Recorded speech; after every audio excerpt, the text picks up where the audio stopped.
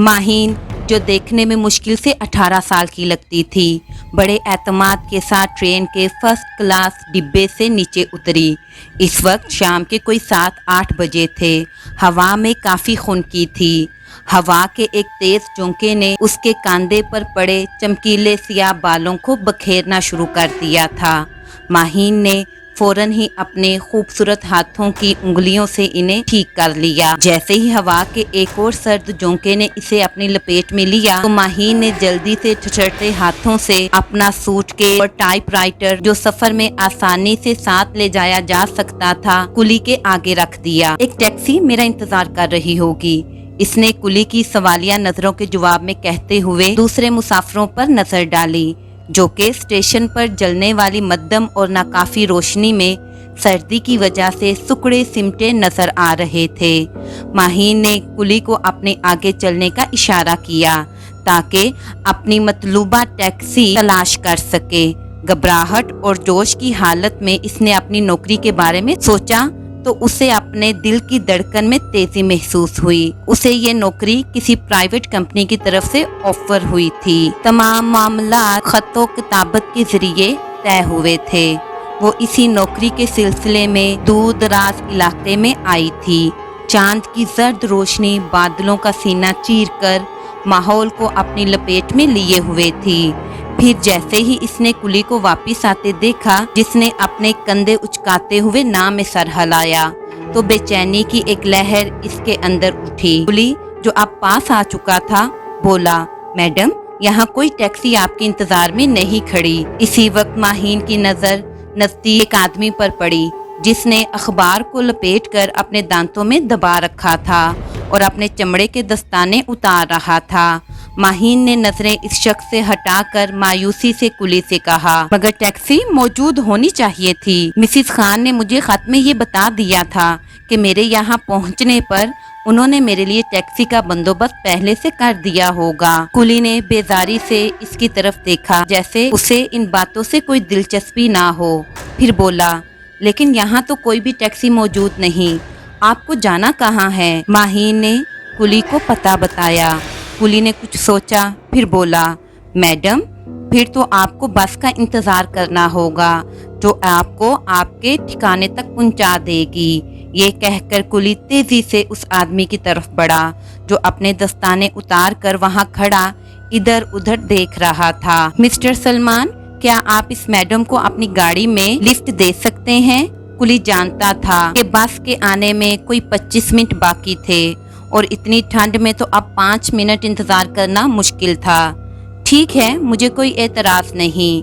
आदमी, जिसका नाम मिस्टर सलमान था, माहीन की तरफ देखते हुए कहा। माहीन ने कुली को उसका मुआवजा पकड़ाया और चुपती हुई नजरों से मिस्टर सलमान की तरफ देखते हुए बोली, शुक्रिया आपका, मैं बस का इंतजार कर लूंगी। इसकी बात सुनकर मिस्टर सलमान के चेहरे पर मुस्कुराहट फैल गई। इस पर माहीन को और भी ज्यादा गुस्सा आया, लेकिन फिर थोड़ी ही देर में उसे ये एहसास हो गया कि वाकई ही इतनी ठंड में यहाँ खड़ा रहना कितना मुश्किल था। ठंड से इसका सांस सीने में अटकने लगा था। बेचारगी के आलम में इसने मिस्टर सलमान नामी शख्स की तरफ देखा तो ये देखकर परेशान हो गई कि वो अपनी जगह पर मौजूद नहीं। इसने जल्दी से चारों तरफ देखा तो मिस्टर सलमान दूर खड़ी अपनी कार में बैठ रहे थे। इससे पहले कि वो अपनी गाड़ी स्टार्ट कर लेते, माहीन अपनी चीज़ें उठाती तेजी से भागती हुई कार तक पहुंची और मिस्टर सलमान से लिफ्ट के लिए कहा। इस दफ़ा मिस्टर सलमान ने नहायत संजीदगी के साथ उसे गाड़ी में बैठने के लिए कहा और माहीन के बैठते ही गाड़ी स्टार्ट कर दी। तमाम रास्ते उन्होंने ज्यादा बात नहीं की। माहीन ने ये जरूर बता दिया कि वो किसी नौकरी के सिलसिले में यहाँ आई है और उसे ये भी पता चला मिस्टर सलमान नामी ये शख्स एक जर्नलिस्ट है। फिर जैसे ही स्टॉप आया, माहीन ने उसे रुक जाने का कहा। मिस्टर सलमान ने जब कहा कि वो उसे उस घर तक छोड़ आएगा जो उसे रिहाइश के तौर पर मिला है, तो तो माहीन ने ये कहते हुए इनकार कर दिया कि यहाँ से आगे वो खुद ही चली जाएगी। वो अजनबियों से बेतकल्लुफ़ होना पसंद ना करती थी, लेकिन जब मिस्टर सलमान ने उससे ये कहा कि अजनबी शहर में होते हुए अगर उसे किसी मदद की ज़रूरत हो तो वो मिस्टर सलमान से राब्ता कर सकती है, तो गैर इरादी तौर पर इसने मिस्टर सलमान को एक पेपर दिया जिस पर इसकी रिहाइश का, जो उसे नौकरी के साथ ही मिली, उसका पता लिखा था और उससे उसका टेलीफोन नंबर लेकर अपने बैग में रख लिया। मिस्टर सलमान ने भी वो पेपर वैसे ही तय किया हुआ अपनी जेब में रख लिया। स्टॉप से माहीन आगे चल पड़ी। उसे ज्यादा दिक्कत ना हुई क्योंकि उस घर का नक्शा उसके पास था। जल्द ही वो सियाह रंग की एक इमारत के सामने खड़ी थी, जो बहुत बड़ी तो ना थी लेकिन खासी अजीमुशान थी। तो मुझे यहाँ रहना है, माहीन ने खुश होते हुए सोचा। इमारत के बाहर मिसिस खान के नाम की तख्ती लगी थी, लेकिन हैरत की बात थी कि दरवाज़ा बाहर से बंद ना था। फिर माहीन ने सोचा कि हो सकता है मिसिस खान यहाँ इससे मुलाकात के लिए मौजूद हों या फिर कोई मुलाजमा, लेकिन मेरे लिए मुलाजमा। ये सोचकर माहीन को हंसी आ गई और वो सर झटक कर अंदर दाखिल हुई। इसकी हैरत बहुत बढ़ गई जब उसने इमारत को अंदर से भी खाली पाया। अगर यहाँ कोई मौजूद नहीं तो फिर दरवाज़ा पहले से क्यों खुला था? माहीन के माथे पर शिकने उभर आईं, लेकिन वो एक बहादुर लड़की थी। उसने सारे ख्यालात को ज़हन से झटका। उसे शदीद भूख महसूस हो रही थी। उसने सबसे पहले किचन तलाश करने का सोचा। गरम गरम खाना और कॉफ़ी का ख्याल आते ही इसकी भूख चमक उठी। जल्द ही उसे किचन मिल गया। अच्छा साफ सुथरा किचन था जिसमें एक अदद छोटा रेफ्रिजरेटर भी मौजूद था। उसे यकीन हो गया कि उसके खाने पीने के लिए बहुत सा सामान फ्रिज में मौजूद होगा। लेकिन जैसे ही माहीन ने फ्रिज खोला, एक नागवार सी बू ने उसका इस्तकबाल किया। फ्रिज बिल्कुल खाली पड़ा था। उसमें खाने के लिए एक अंगूर का दाना तक ना था, बल्कि एक खास किस्म की नागवार सी बू, जो यकीनन कच्चे गोश्त और खून की थी, से भरा हुआ था। माहीन ने जल्दी से दरवाजा बंद कर दिया। बदबू से उसे उबकाई महसूस होने लगी थी। उसने किचन की जल्दी जल्दी तलाशी ली, लेकिन किचन में खाने को कुछ भी न था। अलमारियां खाली पड़ी थी। हाथ तो ये थी, नलकों में से पानी तक न आ रहा था। शदीद परेशानी के आलम में वो किचन से बाहर आ गई। अब पहली दफा उसे महसूस हुआ कि पूरा घर शदीद सर्दी की लपेट में था, हालांकि सारी खिड़कियां और दरवाजे बंद थे। भूख और सर्दी की शिद्दत से निडाल होकर वो दब से सोफे पर गिर पड़ी। अचानक उसको महसूस हुआ जैसे कमरे में किसी ने सिसकी भरी हो। माहीन ने चौंक कर कमरे में निगाह दौड़ाई। कमरे में तो क्या, इस पूरे घर में इसके अलावा कोई ना था। फिर ये आवाज़ कैसी थी? माहीन ने अपने खुश्क होंठों पर जुबान फेरकर उन्हें तर्क किया। इसके दिल में ये ख्वाहिश शिद्दत से उभरी, काश इस वक्त इसका कोई अपना इसके पास होता। तन्हाई का एहसास खौफ को जन्म देता है, लेकिन वो तो इस शहर में बिल्कुल अकेली थी।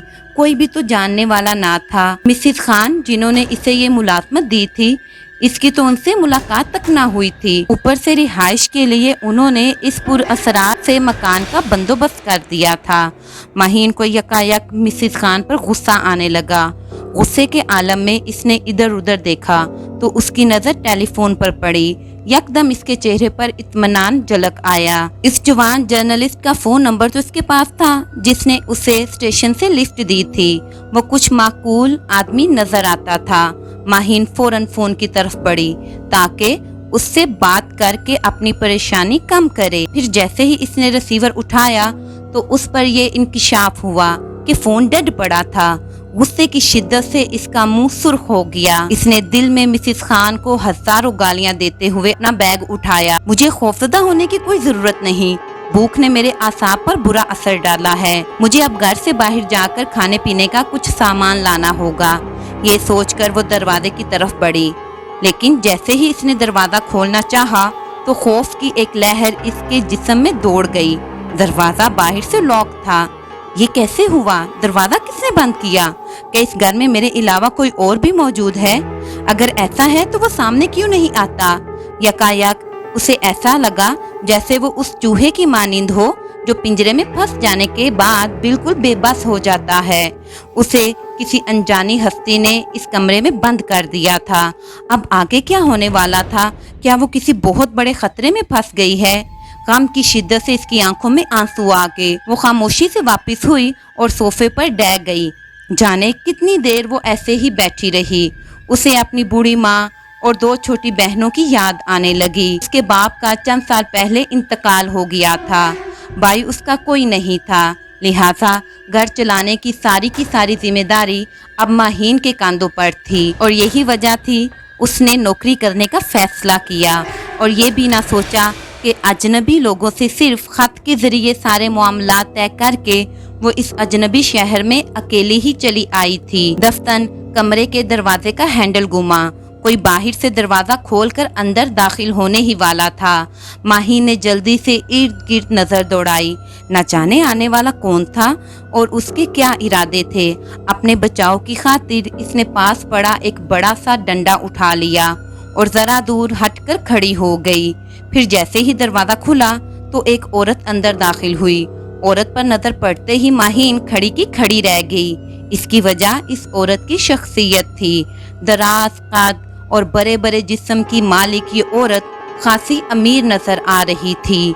गोरी रंगत पर सब्ज आंखें, जिस पर इसने सुनहरी फ्रेम का चश्मा लगा रखा था, जो यकीनन इसके बेपनाह खूबसूरत चेहरे की खूबसूरती में और भी इजाफा कर रहा था। औरत की उम्र कोई 30 बरस के लगभग होगी और वो लाल रंग के बड़े शानदार लिबास में थी। लाल लिबास में इसके सफेद बाजू यूं नजर आ रहे थे जैसे संगे मरमर में डले हों। माहीन जैसे सहर ज़दा सी उसे देखती रह गई। मुझे मिसिस खान कहते हैं। औरत ने अपनी नजरें माहीन पर गाड़े हुए अपना तारुफ करवाया। माहीन को जैसे एकदम होश आ गया। मिसिस खान, तो ये है मिसिस खान, वो खातून जिन्होंने मुझे नौकरी दी है, लेकिन ये अचानक यहाँ कैसे आ गईं? माहीन ने उलझे हुए अंदाज में सोचा। कुछ पूछने की जुर्रत ना कर सकी। यकीनन तुम्हें घर पसंद आया होगा। उफ़ो, मैं माजरत चाहती हूँ कि स्टेशन पर तुम्हें लेने के लिए गाड़ी ना भिजवा सकी। मुझे भूलने की आदत है। तुम्हें तकलीफ तो हुई होगी यहाँ तक पहुँचने में। माहीन ने बहुत चाहा कि वो कुछ बोले, लेकिन उसकी जुबान तो जैसे तालू से चिपक कर रह गई थी। फिर भी इसने सर को नफी में हिला दिया। ठीक है, तुम बैठो, मैं तुम्हारे खाने को कुछ लाती हूँ। असल में मुझे अपने मुलाजमों का ख्याल रखना अच्छा लगता है। मैं किसी को खुद से कमतर नहीं समझती। चूंकि तुम सफ़र से आई हो और थकी हुई होगी, लिहाजा मैंने सोचा कि तुम्हें खाना वगैरह खुद ही दे दूं और साथ में ये भी पता कर लूं कि तुम्हें किसी और चीज़ की ज़रूरत तो नहीं। ये कहते हुए वो किचन की तरफ बढ़ गई। माहीन ने इसके जाते ही सुकून का सांस लिया। इतनी खूबसूरत होने के बावजूद मिसिस खान की शख्सियत काफी पुरइसरार और खौफनाक लग रही थी। और इस खाली किचन से ये मेरे खाने के लिए क्या लेकर आएंगी? माहीन ने सर झटका, किचन की तरफ देखा और सोफे पर बैठ गई। बेख्याली में इसका हाथ साथ रखी मेज पर पड़ी किसी चीज पर पड़ा तो वो चीज नीचे गिर गई। माहीन ने जल्दी से झुककर वो चीज उठाई तो ये एक लड़की का मुजस्मा था जो पत्थर का बना हुआ था।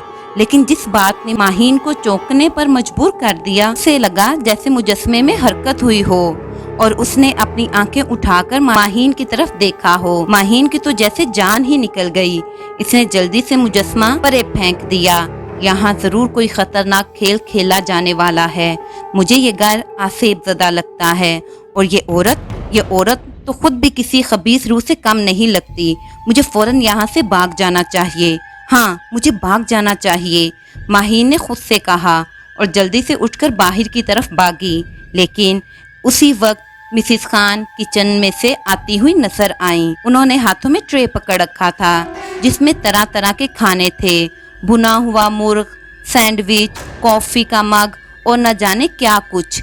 गरम गरम खाना देकर माहीन के दिल की धड़कन और भी तेज हो गई, इसलिए कि वो जानती थी कि किचन में तो खाने पीने की कोई भी शय नहीं थी। माहीन की पेशानी पसीने से भीग गई। बैठ जाओ और खाना खाओ, मिसिस खान ने इसकी आंखों में झांकते हुए जैसे हुक्म दिया और माहीन जल्दी से बैठ गई। इसकी आंखों में न जाने क्या था کہ وہ خاموشی سے بیٹھ گئی اور چپ چاپ کھانا کھانے لگی۔ اس دوران وہ عورت سامنے بیٹھے مسلسل اسے دیکھتی رہی۔ جب ماہین کھانے سے فارغ ہو گئی تو مسز خان اٹھ کھڑی ہوئی۔ اب میں چلتی ہوں، تم آرام کرو، اتنا کہہ کر وہ باہر کو چل دی۔ اس کے جاتے ہی ماہین کو جیسے ہوش آ گیا۔ اس نے بھاگ کر جا کر دروازہ دیکھا تو دروازہ باہر سے پھر لاک تھا۔ یہ میں کس شیطانی چکر میں پھنس گئی ہوں؟